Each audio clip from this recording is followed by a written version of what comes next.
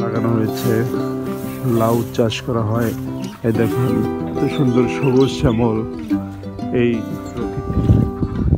দেখেই যেন মুগ্ধ হয়ে যাচ্ছে, না মুগ্ধি মনোমুগ্ধকর একটি পরিবেশ। গ্রামে এসেছে বন্ধুরা, গ্রামটি খুবই নিরিবিলি, প্রাকৃতিক।